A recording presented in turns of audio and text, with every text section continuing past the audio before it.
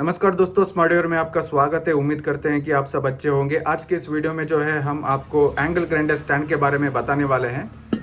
इसके असेंबली के बारे में हम जानेंगे और इसके स्टेबिलिटी के बारे में हम जानेंगे और इसके ऊपर जो है हम आपको टेस्ट करके दिखाने वाले हैं ताकि आप डिसाइड ये कर सके कि ये जो प्रोडक्ट है आपके लिए सही रहेगा या नहीं।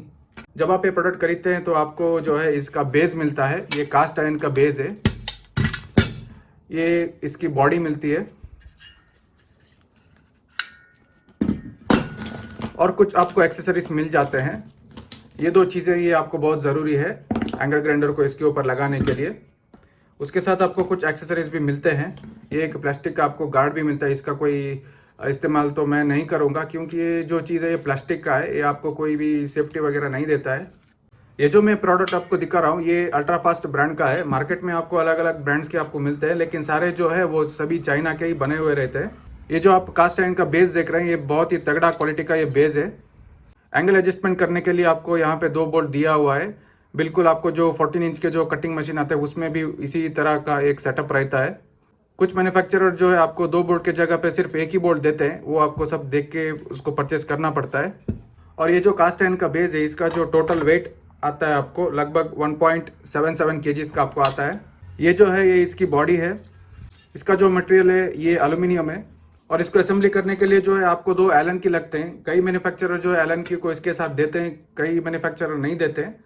एक 5 का लगता है आपको और एक 6 का लगता है। पहले जो है हम इसके 2 बोल्ट को निकाल देंगे।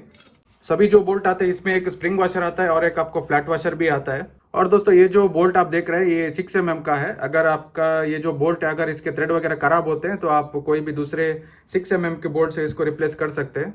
सो पहले जो है हम इसके बॉडी को इसके बेस के ऊपर बिठाएंगे और इसको जो है दोस्तों बिठाने के लिए थोड़ा सा आपका वक्त जाएगा क्योंकि यहाँ पे उंगली वगैरह उतना आसानी से नहीं जाता है।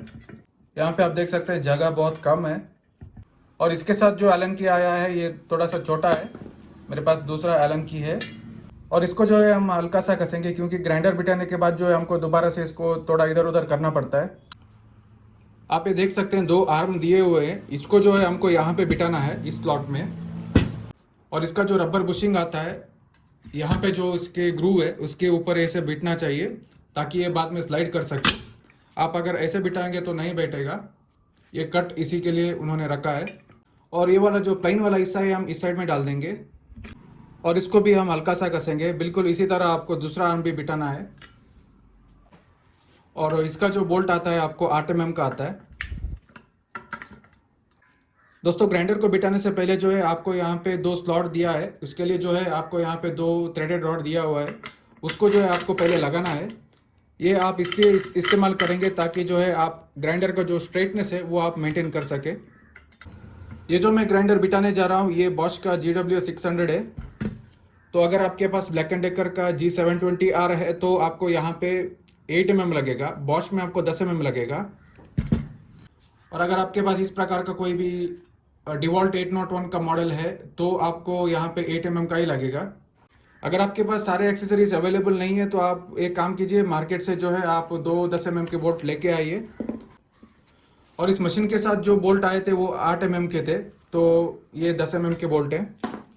बोल्ट लगाने से पहले आपको एक चीज़ याद रखना है, ये जो आप बोल्ट इसमें डाल देते हैं ये बहुत ही लंबा नहीं होना चाहिए। अगर बहुत लंबा है तो मशीन को ये डैमेज कर देगा। अगर आपके पास कोई छोटे बोल्ट नहीं है तो आप इसके बीच में यहाँ पे एक नट डाल दीजिए ताकि आप उसके जो लेंथ है आप उसको एडजस्ट कर सके। ये जो साइज़ मैंने लिया है बिल्कुल बराबर तरीके से जा रहा है अंदर। यहाँ पे जो है ये लॉक होता है वो भी इसके थिकनेस के बराबर है। ये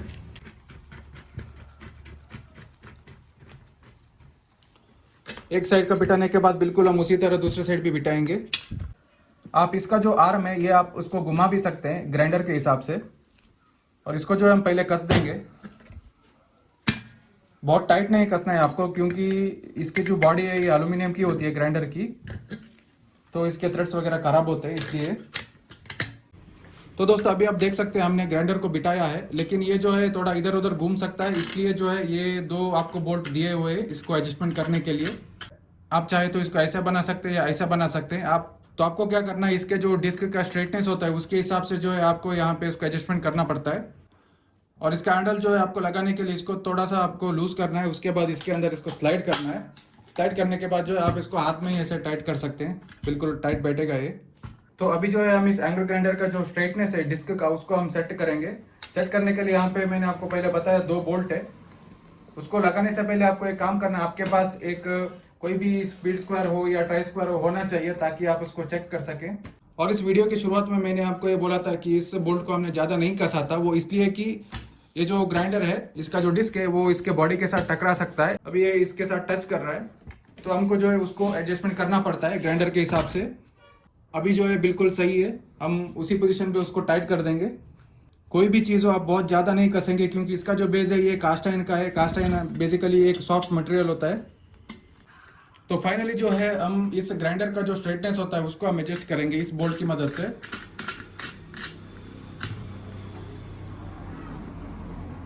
अगर आप उसको हाथ में ही करेंगे तब भी ये काफ़ी है। कभी कभार आपको क्या है कि नीचे वाला जो बोल्ट है उसकी ज़रूरत नहीं लगती है। अगर आपको ज़रूरत नहीं लगती है तो आपको इस्तेमाल करने की भी ज़रूरत नहीं है। तो अभी हमारा जो ये पूरा सेटअप है ग्राइंडर स्टैंड का, ये अभी कंप्लीट हो चुका है। और ये जो प्लास्टिक का जो सेफ्टी गार्ड होता है ये यहाँ पे बैठता है, इस प्रकार से बैठता है वो। मैं इसको इस्तेमाल नहीं करने वाला क्योंकि ये आपको किसी प्रकार का भी प्रोटेक्शन वगैरह नहीं देता है, क्योंकि ये प्लास्टिक का है। तो आपके ग्राइंडर के साथ जो भी आपको गार्ड वगैरह आते हैं वही बेहतर होते हैं। और इसका जो एंगल का जो एडजस्टमेंट है आप आपके काम के हिसाब से भी कर सकते हैं। ये तो जो बोल्ट है इसको टाइट करने से पहले आपको ग्राइंडर जो है कहाँ पे कटिंग करेगा उसके हिसाब से आपको इसको आगे पीछे लेना है। दोस्तों ये जो आप डिस्क देख रहे हैं ये डिवॉल्ट का डायमंड कटर है, ये कोई एब्रेसिव कटर नहीं है। तो उन दोनों में जो बेसिक सा डिफरेंस है कि ये जो डिस्क है ये छोटा नहीं होता है काम करते करते। एब्रेसिव डिस्क जो है वो ख़त्म होते आता है, तब जो है आप लिमिटेड मटेरियल को ही कटिंग कर सकते हैं। दोस्तों आपको एक चीज़ याद रखना है, 4 इंच के ग्राइंडर में जो है आप इसमें 1.25 इंच का यानी कि 0.75 इंचेस का मटेरियल ही आप मैक्सिमम इसमें कटिंग कर सकते हैं। और अगर आपके पास कोई भी 1 इंच का मटेरियल है तो आप इसमें बिल्कुल नहीं कर सकते हैं, क्योंकि ये वाला जो ग्राइंडर का हिस्सा है ये वर्क पीस के साथ टकराता है।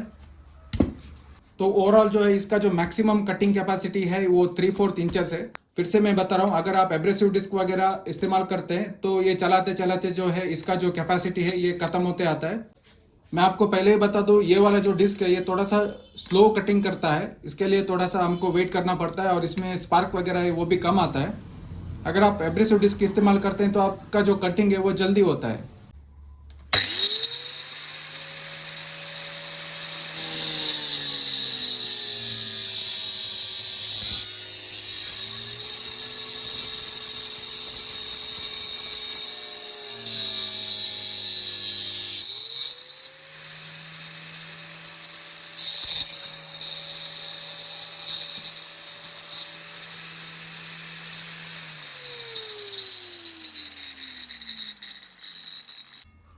और ये जो है ये 3/4 इंच का एक एंगल है।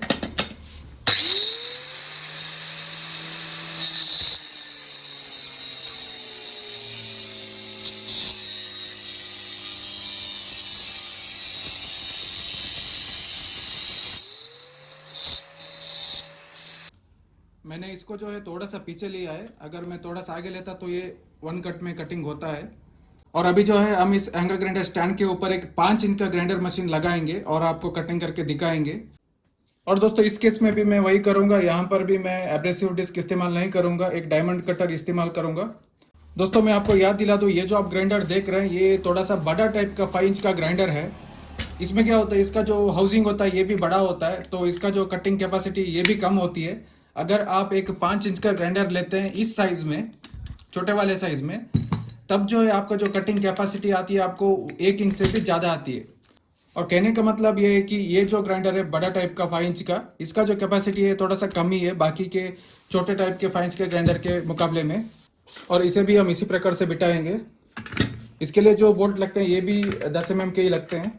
तो दोस्तों इस केस में क्या हो रहा है, ये वाला जो ग्राइंडर है ये थोड़ा सा सीधा बैठने में मुश्किल हो रहा है, तो मुझे ये वाला जो एडजस्टमेंट है इसको अब इस्तेमाल करना पड़ रहा है। पिछले वाले ग्राइंडर में मैंने इसको नहीं किया था। और ये वाला जो डोंगचेन का 5 इंच का मशीन है इसमें जो है थोड़ा सा वाइब्रेशन ज़्यादा है, तो इसलिए जो नट बोल्ट वगैरह होता है उसको थोड़ा सा अच्छे तरीके से कसना पड़ेगा। आप देख सकते हैं डिस्क जो है बॉडी के साथ टक्कर नहीं कर रहा है। अगर टक्कर करता है तो आपको इसको थोड़ा सा एडजस्टमेंट करना पड़ेगा। दोस्तों इसमें जो है मैं आपको पहले बता चुका हूँ, इसमें जो है 1 इंच का जो मटेरियल है कटिंग नहीं होता है, क्योंकि ये बड़ा ग्राइंडर है। मैं फिर भी आपको डाल के दिखा रहा हूँ। अगर आपके पास 5 इंच का कोई भी छोटा ग्राइंडर है तो उसमें 1 इंच का जो मटेरियल है आप कट कर सकते हैं।